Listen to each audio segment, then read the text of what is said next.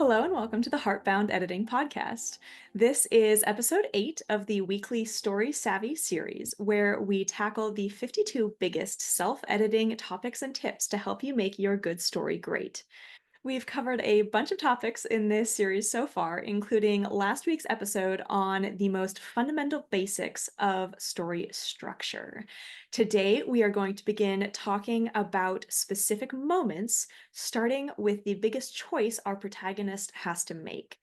By the end of this episode, you'll hopefully feel confident identifying the global crisis in your story and know how to make it as good as it can possibly be. Joining me to ask all of the questions you've wanted to is my friend and co-host, Agnes Wolf. Hi, I am an aspiring fantasy middle grade writer, and I'm hoping that my book will come out later this year. And I'm also the host and founder of Authors Alcove. I'm here today to tackle our first individual story beat and get deep down into what makes it work. To get started, I am going to ask a very broad, big question, but how do we know what the biggest question for our protagonist is, and how do we know if it isn't obvious in our book? There's no super easy answer to this, but it's something I very often help clients with because it's a big moment, but not everyone is aware of that. So I will give you a few brainstorming questions to work on your own or while you're listening to the episode, whatever you want to do. First, where does the protagonist decide to change for real or for good? So in a meaningful way or permanently? Write that down. That might be the answer. Question two is, where does the protagonist decide that there is no longer any question about whether or not they will face the force of antagonism, even if they don't know how they're going to do that yet? Question three is, where does the protagonist realize that they've been coming at a problem wrong or looking at things in the wrong way or being the wrong kind of person for a long time up to that point? And where do they decide that moving forward, they're going to do so differently or in a better way? So, where should that global crisis moment go in the story? The global crisis moment should come between the midpoint shift, which we talked about in last week's episode, but after the protagonist has had time to reflect in the gap after that big emotional drop of that midpoint shift. But it needs to happen before the last act break, where they start preparing for the climax. It's up to you and your story's needs exactly where that needs to happen, but those are sort of the bumper rails on it.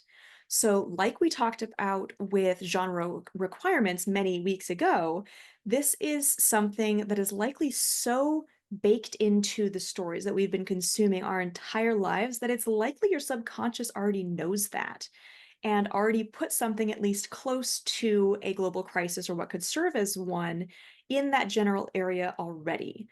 For example, in romance, this is often where the female main character realizes that she made a big mistake in pushing away the main male character around the midpoint break and has her moment of, all right, do I own up to that and go back and apologize and try to get him back, or do I continue wallowing in self-pity?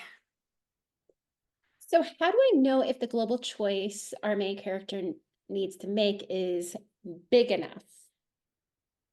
The big question to ask yourself to answer that is, does it matter?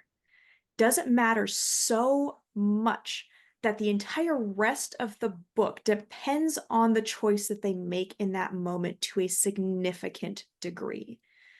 To be clear, if the rest of the book won't happen at all if they choose wrong, that's more of a climax moment. That's something where the stakes are really, really high. Especially if if they make the wrong choice in their global crisis moment, if they're going to die, so the rest of the book isn't going to happen. That's a climax thing, not a global crisis.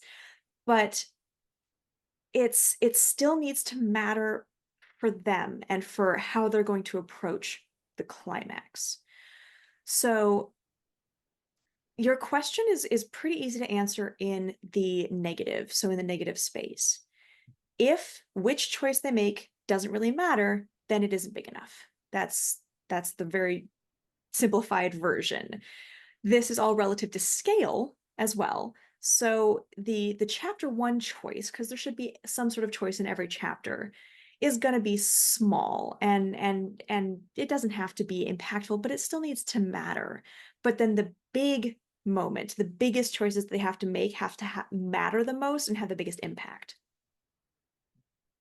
I think one of the good things that you pointed out was that the global choice is different than the climax. I think that's important to note. What if my protagonist isn't in a position to make that choice, or I don't want them to make that choice, that big of a choice? Yes, it can sometimes feel a little bit scary to force the protagonist that may or may not resemble you, but you're definitely invested in to have to face that sort of crisis. But that's somewhere where you really need to look at what you want to do with the story and if it's working in that regard. If your protagonist isn't in a position to make the big decision in their story, then is it really their story? If you want to spare them that choice, then is telling this story really worth the time and effort and emotional energy and the theme or message that hopefully you want to give the world? The reason that you want the protagonist to be the one making the choice in the global crisis is that if they don't, they aren't really the protagonist of that story. Whoever makes that choice is the protagonist. And if you spend a whole book trying to convince a reader that someone other than the decision maker is the protagonist, they're never going to fully believe you. They're never going to fully buy into the fact that this person's supposed to be the protagonist.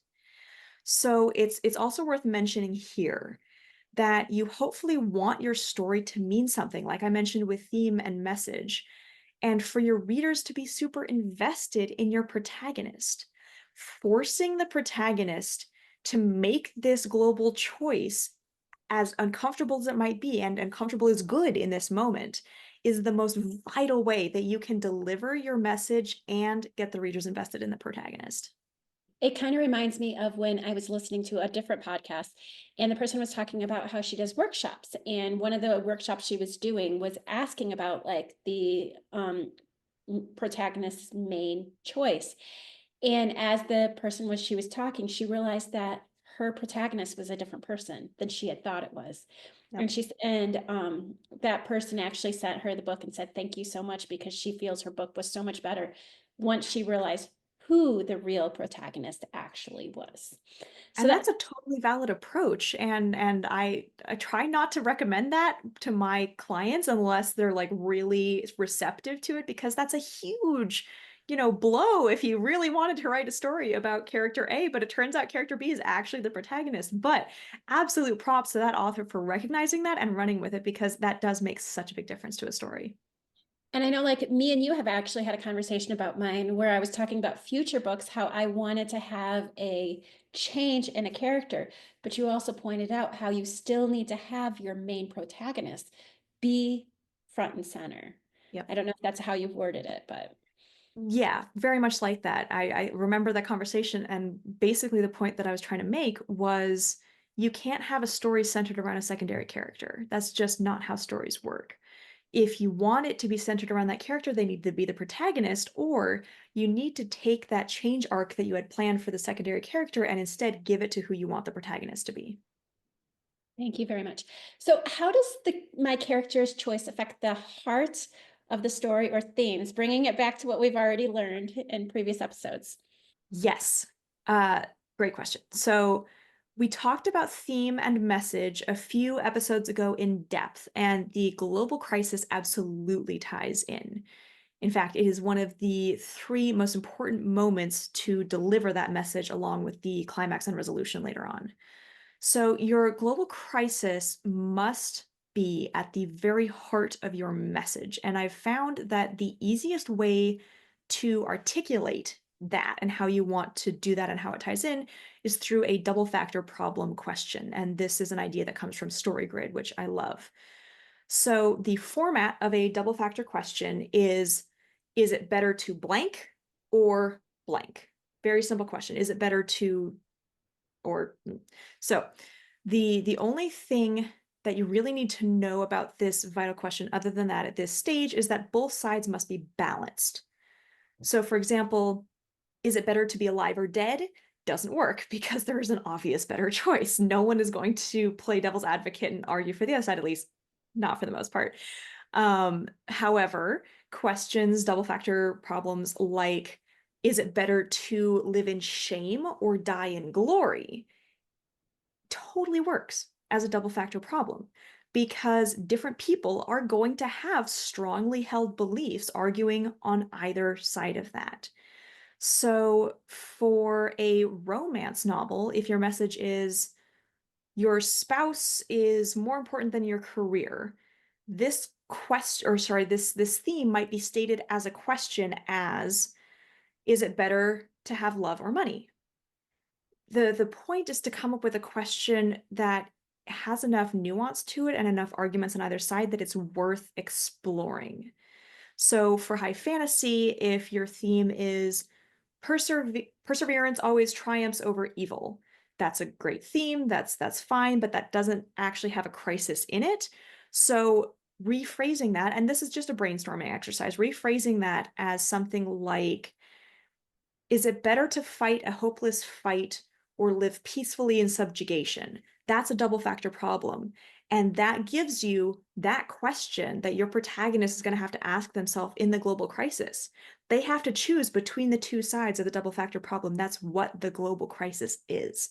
So, no matter what your theme or message is, the global crisis must be the tangible, acted out question version of your theme to truly work.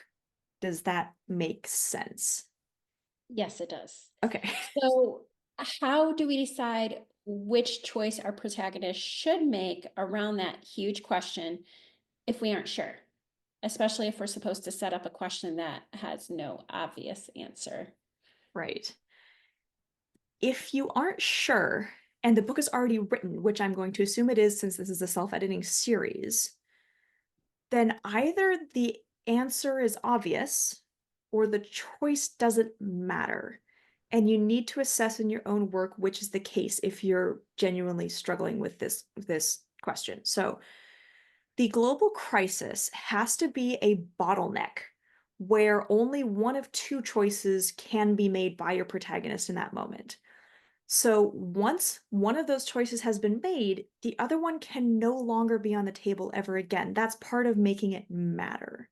The choice the protagonist must make also has to have huge consequences, either immediately or in the climax, which determines how the story ends, either in a win or loss. And for most genres, it has to be a win. Again, if you're writing cautionary, different story.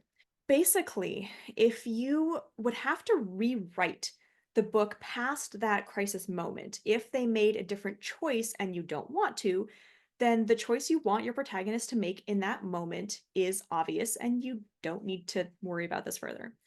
However, if you wouldn't have to rewrite much of your book at all, if they chose differently, then you need to prune the choices available to them down much, much, much further, as slim as you can, and up the stakes of your choice, at which point, which way they choose should be very clear.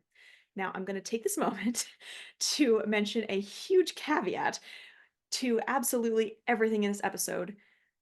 Not one word of these considerations of this global crisis should ever be told to the reader, not as a thought and not as narrative, and incredibly rarely as dialogue. If you have to really show it, do it through dialogue.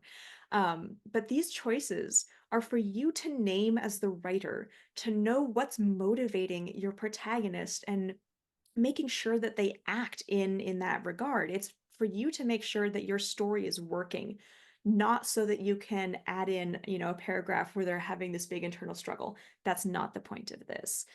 These crises should never ever be spelled out on the page. I would never throw this pedantic advice at a client. I try to be nicer than that, but it's worth mentioning in this series. So, how do we know if we have done a good job, especially if we're not supposed to say we shouldn't tell the reader it outright? Action is the short answer there. So to set this up and show it, you need to create a situation in which, of course, the protagonist has to choose between two possible actions or reactions. And you simply show them making one of those actions, or taking one of those actions, or making one of those choices to show which way they chose.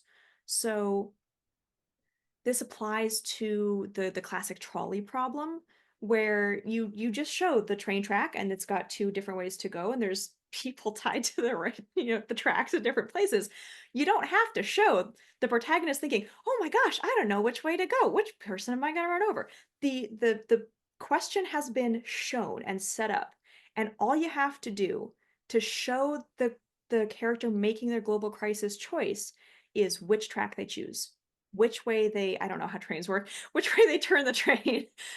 You don't have to show the internal struggle because the reader is going to see that choice before them and they're going to understand that this is a person, this is someone who functions like a person. They're going to make a choice and then the action shows the outcome. So that's a big, grand example of what that might look like. But this also applies to much smaller scale stuff. So, for example, let's say your protagonist is going to a party and you have to make them choose. This probably isn't, global crisis level, but scene level crisis. They have to choose between either, standing up to their drunk uncle and calling him out for the shitty things he's saying, or they have to sacrifice the progress that they've been making internally towards being braver and being better at speaking up by staying silent. And again, you do not have to have any sort of internal moment of them going, "Oh no, which do I do?" You just show that there is this conflict between loud gross uncle and them needing to speak up or just feeling awful about it, and you just show whether or not they call him out or they stay silent. That's all it takes. Doing this leaves that crisis moment entirely to the subtext and the subconscious of the reader, which is exactly what you want. Actually seeing that internal debate between the carefully spelled out and articulated choices is incredibly boring to actually read and should be avoided whenever possible. You want to show rather than tell, and spelling things out is telling. So if you must show their actual decision making, do so as briefly as possible by showing the protagonist hesitating or starting one action and then switching to the other because they've clearly changed their mind, or trying to enact or pursue a third option because you've given them two. And if they're really struggling to pick between one or two, they might take a moment to sort of look around and be like, "Okay, are these really the two that I have to pick from? I really don't want to." So make sure that they don't get a third, but if you want to show how hard it is, have them look for a different option and then not find one. But that kind of big level expression of "I'm going to spell it out for you" should only happen at that global crisis in the third act. So, how do we know if the reader will find the pivotal choice satisfying? They will if you make the choice meet a couple of suggested requirements. So, number one, make sure that it matters a lot. Number two, make the decision hard to make. Number three, have big consequences for that choice. Number four, make sure that that choice is intrinsic to your overall theme, like we talked about, and how to connect that with the double factor problem. And five, demonstrate without stating it that the protagonist in that moment has made the most vital step towards their needed internal change. Even if they have more progress to make around that change before they get to the climax in order to win there, that crisis moment and the choice that they make off of that should absolutely be the first step in the right direction towards becoming braver or kinder or more confident, whatever's needed for their internal change arc. So, I know we need to wrap up, but I did want to ask one last question. When we are self-editing, should we stop and look at each scene asking what decision the protagonist is making or just at the global? Right. So for this episode, the answer is just look at the global crisis. That's what we're talking about here, and it's a big marker. But if you want to look at the crisis in every scene, you can. Probably, I wouldn't recommend doing so until we've tackled future topics in this series, like core events. But if you're determined to, first of all, scene level crises can be subtle. So don't wear yourself out or wear out your readers by trying to put a massive choice in every single scene. They don't all have to be that. If you really want to do this chapter by chapter right now, some of the things that you can watch for are uh, what moves the story forward in each scene. Does your protagonist make a choice which causes that core momentum, or are they forced to make a choice by that action? And if not, make an attempt at fixing that. Any attempt you want to. It's low stakes at this point. Try to see how you can either have that forward momentum action come from a choice that the protagonist made, or force your protagonist to react in a significant way to that action. Most often, when I see this issue on a smaller scale, it's because it's falling into one of two categories that you can look for in your own work. Either the scene lacks a core memorable event altogether, in which case I suggest adding one, which again we'll go over later in the series, or option two, a secondary character is taking on and owning that the crisis in that scene over the protagonist. In which case, I suggest looking at how you can make your protagonist either take that role on, so their lines or their actions now belong to the protagonist, or simply choose to make the protagonist more proactive in some small way in that moment to avoid the sense that they are just being passive and getting swept along, which we talked about briefly earlier when you mentioned that you and I had a conversation about that in your own later books of you can't have the secondary characters taking too much of that agency. So, to wrap things up at the end of this episode, how are you currently feeling about that one big moment in your book of that global crisis and the choice that your protagonist makes in that moment? I That's one thing that, like, I just knew from the very beginning she was gonna make that choice. That was the whole point. That was actually the pivotal moment of me being like, "Okay, I have these characters doing nothing," and then, like, it was during that therapy session when I realized, that like, I was a peacekeeper. I was always trying to keep the peace, and if I wanted real peace, I needed to actually act, and it was in that moment that I guess so. I guess when I started actually writing my book, it was because I had that pivotal change, that pivotal choice. That's awesome, and I'm glad you mentioned that because for myself in my own writing, I tend to assume that the climax action is the core of most stories, but it absolutely can be the global crisis. And just tying back to something I said very early on in this episode, different genres have different expectations. And if you're writing a maturation plot or a disillusionment plot of any kind, it absolutely can be the case that the global crisis is the heart of your story. So I'm really glad you brought that up. Well, thank you so much for answering all of my questions. I really appreciate it. Of course. Next week, we will do a companion episode to this one, going over the global crisis, or sorry, global climax and resolution, having done the crisis this week. And then the week after, we will get into that character change that I mentioned answering a question earlier in this episode. So for now, I really want to thank all of our listeners. If you could please help us out by liking and subscribing to the Heartbound Editing Podcast and the Authors Alcove Podcast, we would be very grateful. And you can find lots more content for fantasy authors and readers beyond this joint series over there. Can't wait to chat with you again.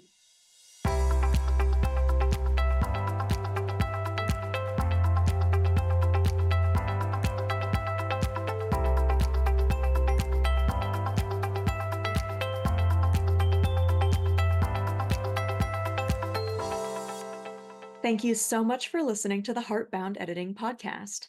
I look forward to bringing you more content to help you make your good story great so it can change lives and change your world. Follow along to hear more, or visit my website linked in the description to learn how I can help you and your story to flourish. See you next time.